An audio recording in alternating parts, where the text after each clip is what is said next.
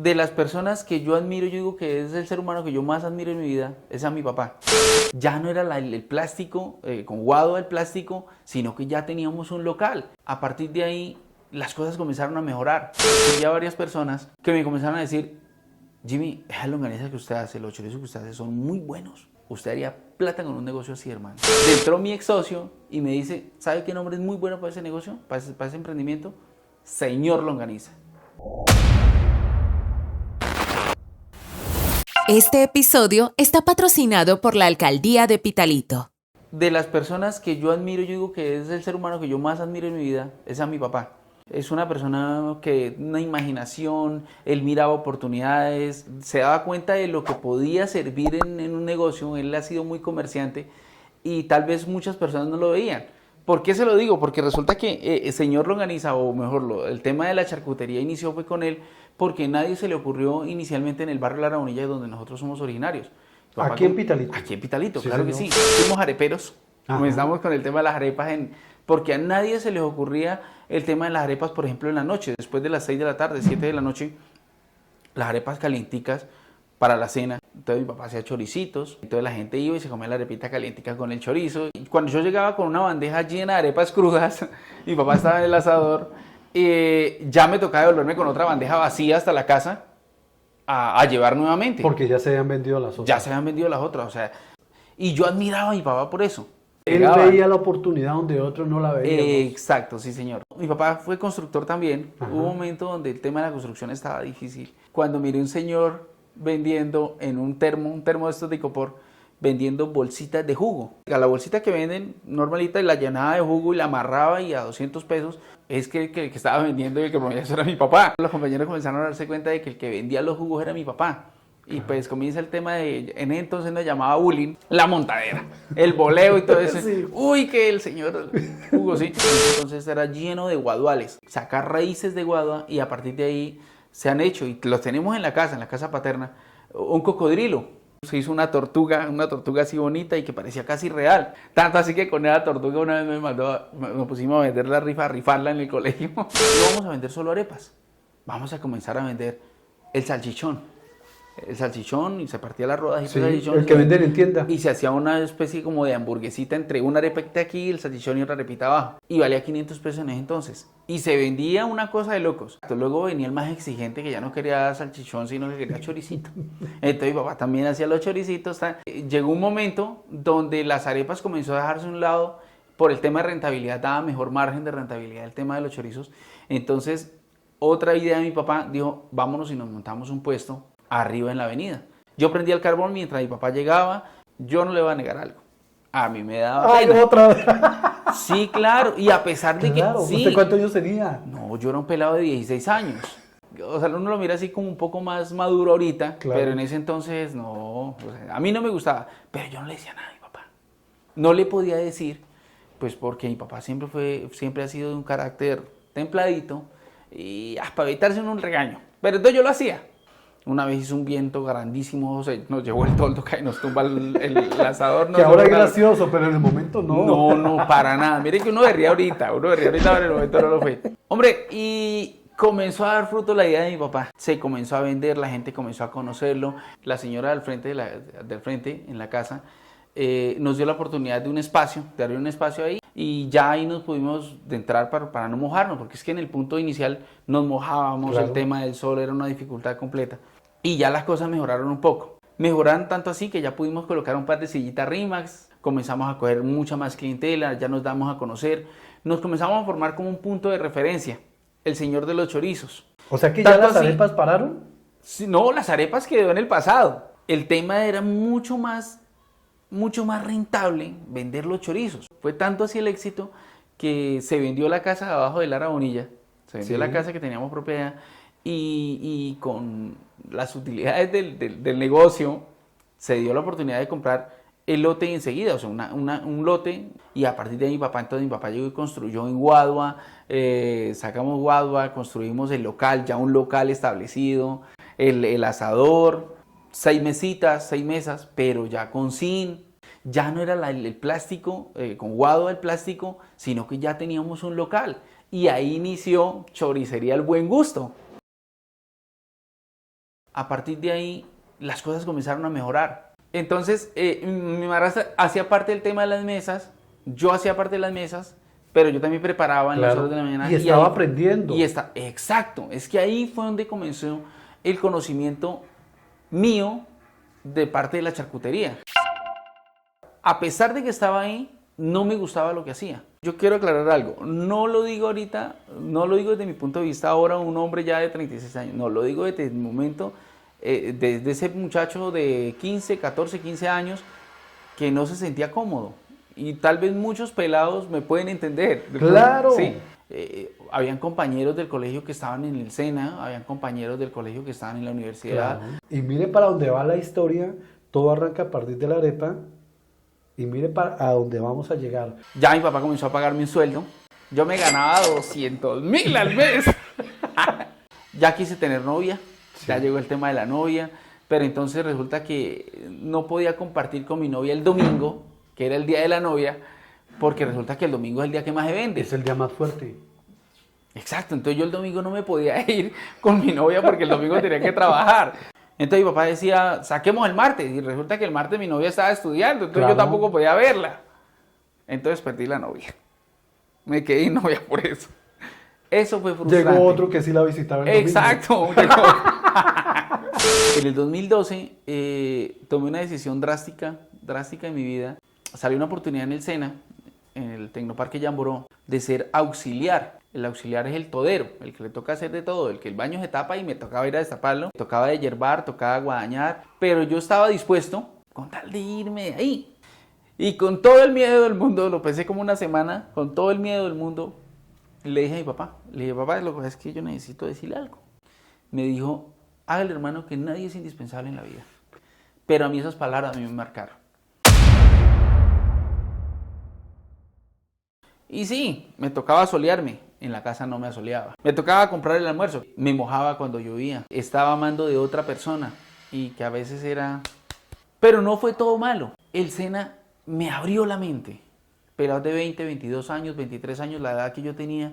Y eran instructores. Yo me ganaba 580.000 pesos.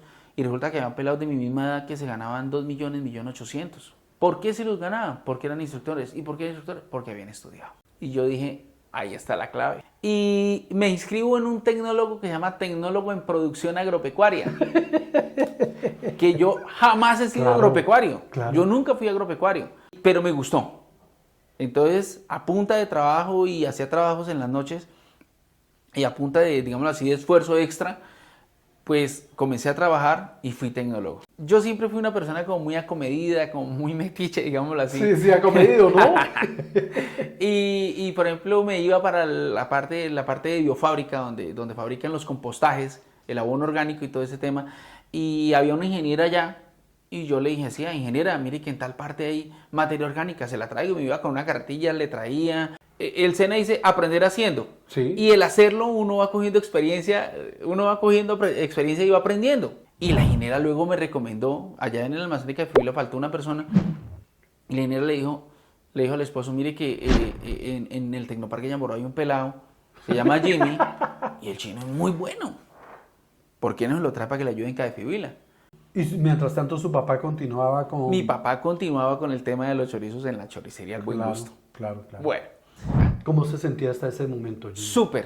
Súper porque era nuevo nuevamente. ¿Se podía sentir realizado hasta ese momento? No. Y le voy a decir por qué no. Porque en Cadefibila entré, pero no entré a manejar el almacén, ni entré como ingeniero, ni entré nada. Yo era el pelado que cargaba las cajas, yo era el pelado que recibía los bultos, yo era el pelado que limpiaba polvo, yo era el pelado que surtía las vitrinas, ese era yo. Se dio la oportunidad de que 1 año y medio después alguien renunció en el almacén de Cadefibila en Palestina. Entonces mandemos a Jimmy, soltémosle el almacén. Cuando se dio la oportunidad de que Jimmy, mire que hay un almacén, está el almacén de San Agustín. ¿Se quiere ir para San Agustín? Yo me voy para San Agustín. Hay una oportunidad en el almacén, después de Pitalito, el almacén más grande del sur del Huila, de los 9 municipios del sur del Huila. Acevedo. Me voy para Acevedo. ¿En qué momento pensó en estudiar? Bueno, el tema de la universidad vino estando en San Agustín, casualmente. Sí. Estando en San Agustín, ingresamos a estudiar en la Corhuila. Resulta que yo previamente yo venía haciendo longanizas para venderle a sus amigos, a los amigos. Distinguí a varias personas que me comenzaron a decir, Jimmy, esas longanizas que usted hace, los chorizos que usted hace son muy buenos. Y no se los digo, no se lo decimos molestando. Usted haría plata con un negocio así, hermano. Pero usted no la veía todavía. Pero yo no la veía. Y comenzamos a aplicar todo lo que mi papá me había enseñado en la charcutería, ¿sí? Hacer las longanizas, hacer los chorizos, hacer las butifarras, hacer todo ese proceso. Mientras tanto usted continuaba trabajando. Mientras tanto continuaba trabajando y mi papá seguía con la choricería. Empezamos con 2, 3 clientes y cuando nos dimos cuenta teníamos 40.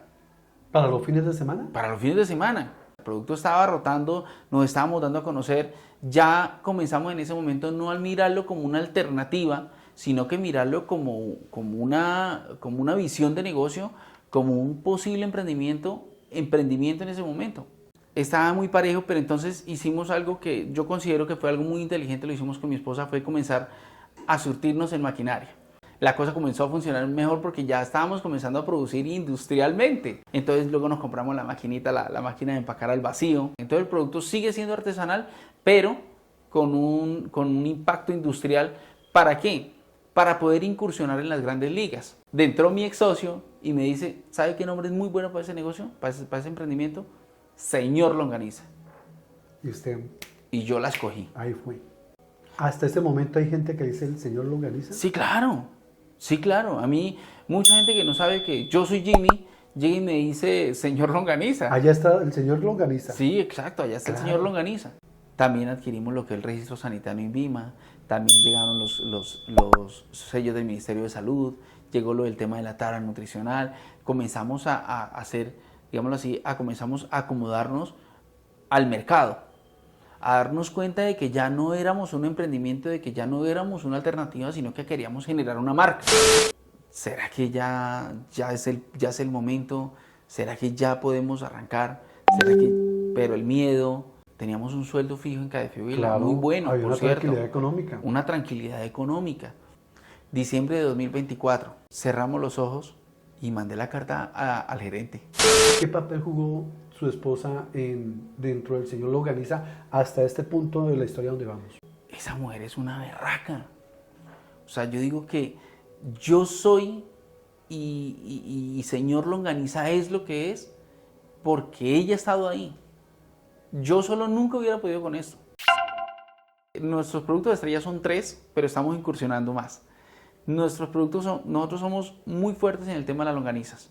¿Por qué? Porque por ser un producto innovador en el sur del Huila, las longanizas son espectaculares, ¿sí? Entonces tenemos lo que son las longanizas, que es un embutido 100% de carne de cerdo, es ahumadito al barril, entonces muy natural por ese tema, viene tan solo con el 20% en grasa, la carne no viene molida, sino que la carne viene en picadita, viene en trocitos, entonces eso se le da un sabor espectacular. El segundo producto son los chorizos. Los chorizos sí son mixtos, vienen con carne de res y de cerdo, vienen también con el 20% en grasa, son también ahumaditos al barril, ¿sí? Son también ahumaditos al barril y son súper, súper deliciosos. Los chorizos es más un sabor tradicional, eso es como más un sabor tradicional de acá de lo que es el sur del Huila. Y lo que es las butifarras ya son un embutido originario de la costa atlántica. Vienen con un toquecito de picante y pimienta, pero es un toquecito suave. Básicamente esos tres productos son los que forman parte del catálogo. Estamos cubriendo casi la totalidad de lo que es el sur del Huila. 9 municipios. Los 9 municipios del sur del Huila. Aquí en Pitalito, ¿en dónde encontramos señor Longaniza? Bueno, en Pitalito, gracias a Dios tenemos la fortuna de estar en varios puntos. Supermercado Rubio, en el supermercado Trapichito, en las tiendas OK, supertiendas UF, Minimarket La Primera, en la cosecha La Boyana, en Mercamax. Jimmy, ¿cómo se sintió en el Bazar Hecho con Amor? No, estamos felices. Estoy feliz porque darnos a conocer de esta manera, personas como Dania, personas como usted, Adriano, el alcalde Gider Luna, gracias a la alcaldía municipal por apoyar estos grandes emprendimientos, por apoyar estos grandes sueños. Si no apoyamos lo nuestro, no estamos en nada, ¿sí? Y gracias a todos, gracias al Bazar Hecho con Amor, gracias a la alcaldía municipal que nos está apoyando y que nos da la oportunidad de darnos a conocer, que nos da la oportunidad de mostrarle a Pitalito y por qué no al sur del Huila y por qué no al mundo este tipo de visiones que tenemos. Que sí Muchas se puede. gracias. Y que sí se puede.